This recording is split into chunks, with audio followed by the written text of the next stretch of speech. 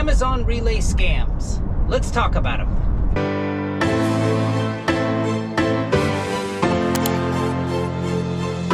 So before we get into like what exactly these scams are and steps you can be taking today to protect yourself for free, I first want to establish this isn't going to be like a historical representation of every scam with Amazon Relay that's ever existed. I can only speak on the ones that I've seen during my time working with them, which has been from April of 2022 to current day.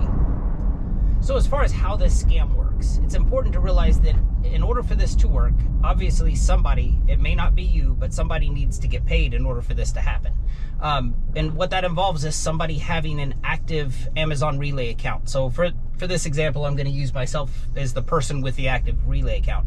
Let's say I go and I book a load, and doesn't matter what I book it for, but I book a load, and then now attached to that load is going to be like my check-in numbers for every location, also known as like your VRID.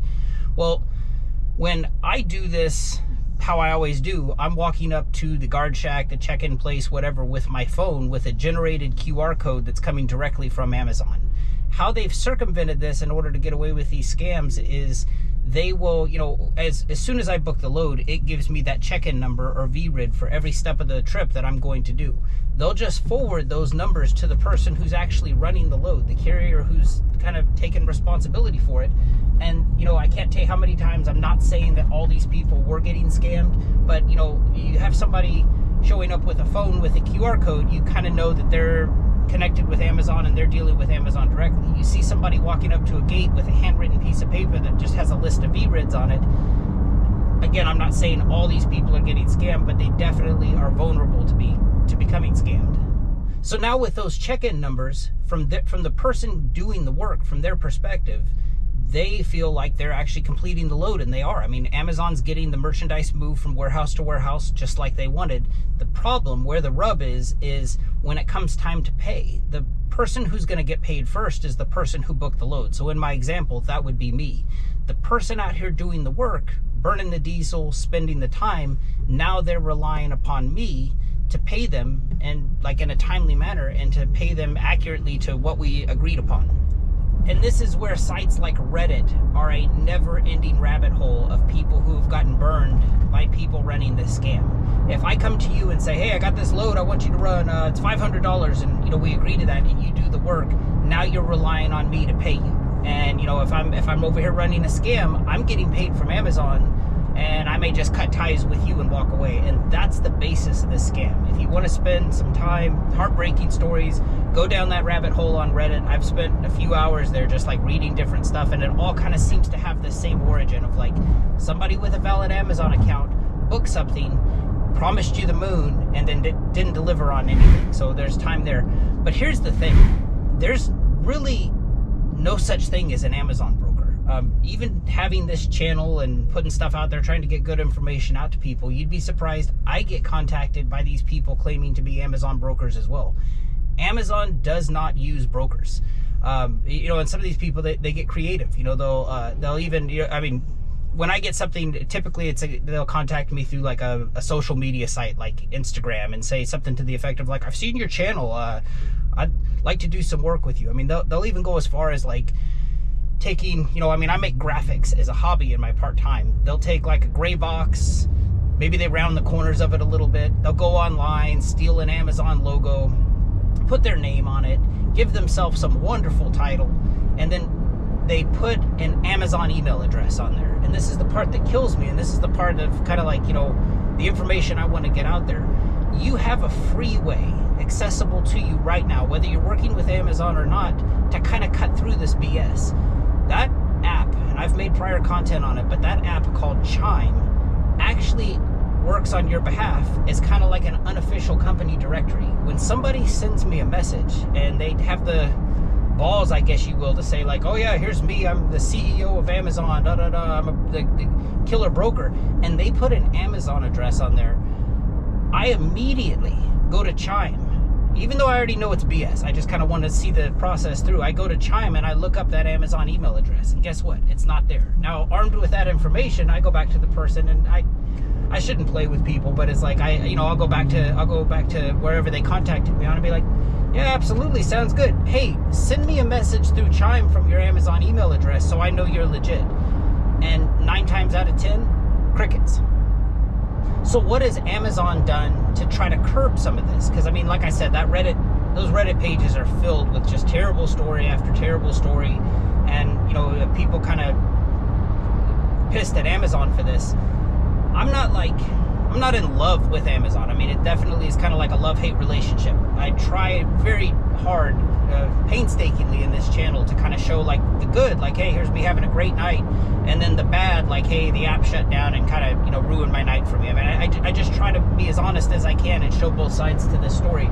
But Amazon has taken steps to kind of curb some of this, and a lot of it has to do, and I'm going to check back to this on that 180-day thing, but a lot of it has to do with creating like that 180-day barrier to entry, where I think they've really kind of done well, in my opinion, is created this whole, and I've made prior content on it about the real-time selfies they request when you check into their yards.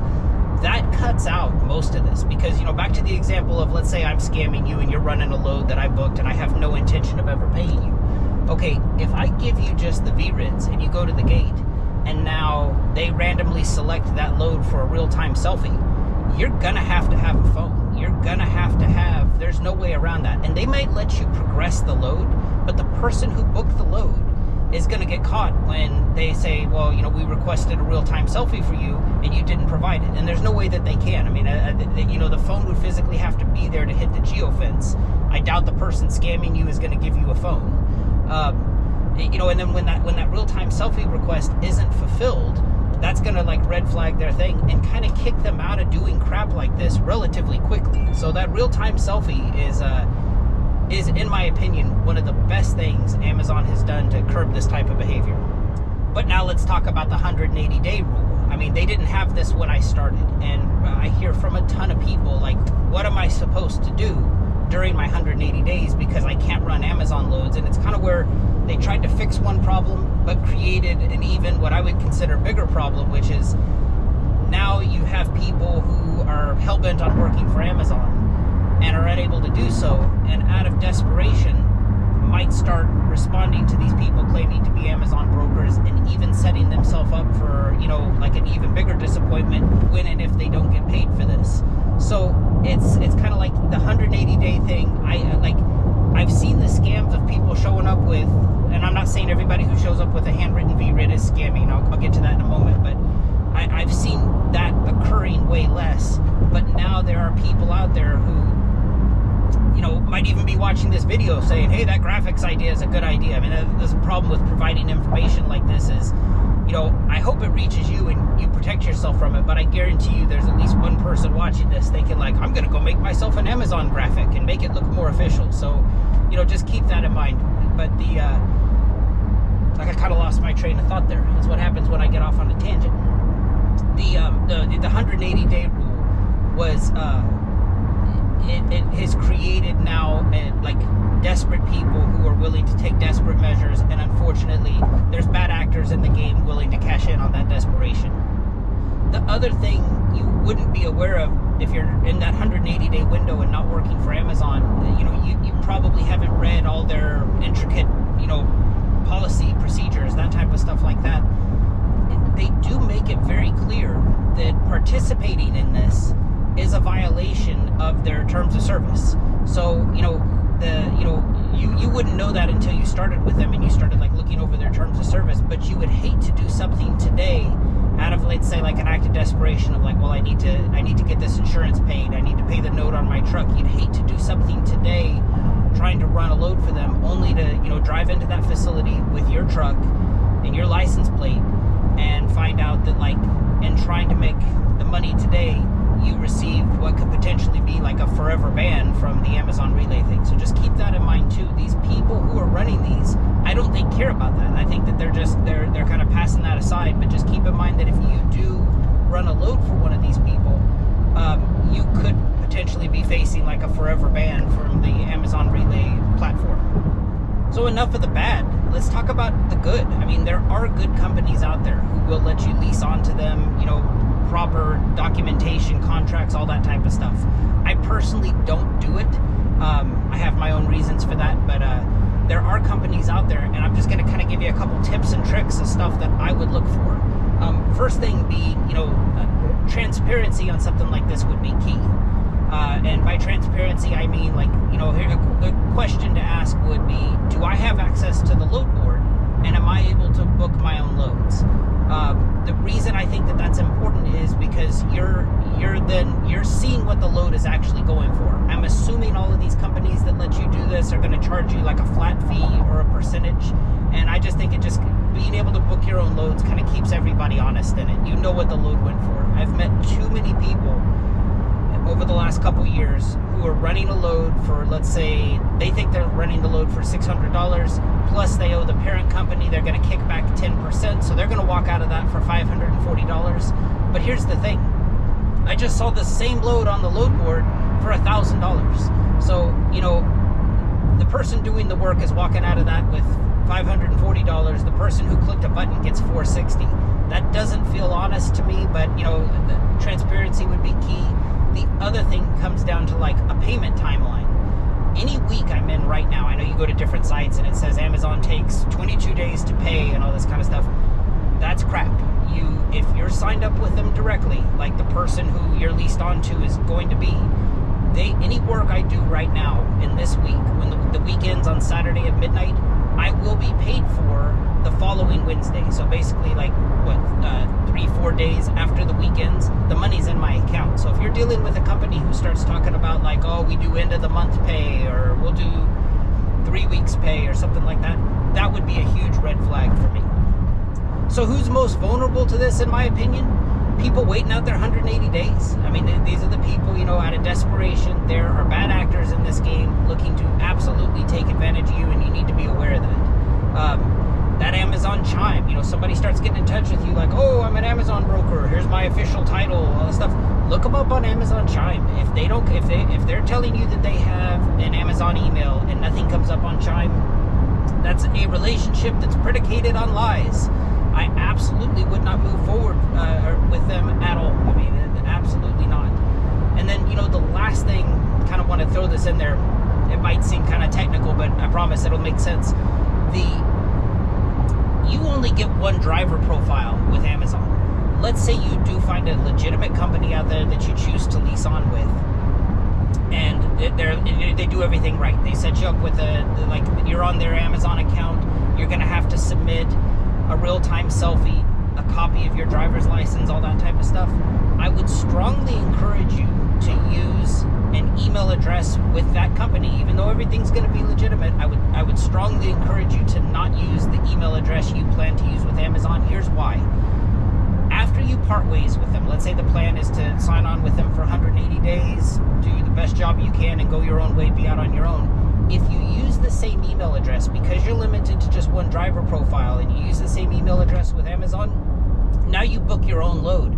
Let's say somebody back at that parent company either accidentally or intentionally says like, oh, we still have Todd Allen on our driver profile, let's assign this load to him. And now, unbeknownst to you, you book a load on your own and are going to run that directly through Amazon, and you go onto your thing and say, okay, I'm ready to assign this. It's going to come up as like not an ineligible driver, but your work queue is going to be blocked from doing that load. By creating two different email addresses, like one you plan to officially use with Amazon and one you're just using temporarily, when you start that other second one, you're going to get a message from Amazon that's going to say like, hey, this real-time selfie, and really how they're telling, I think, is off of your driver's license, off of your CDL.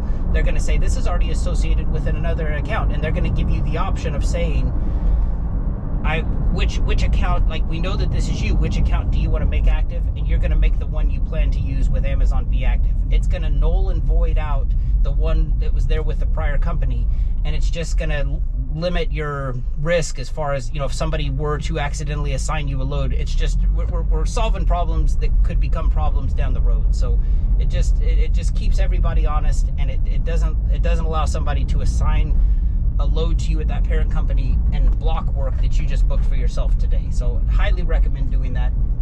I hope this video serves you well. Appreciate you for watching. Take care.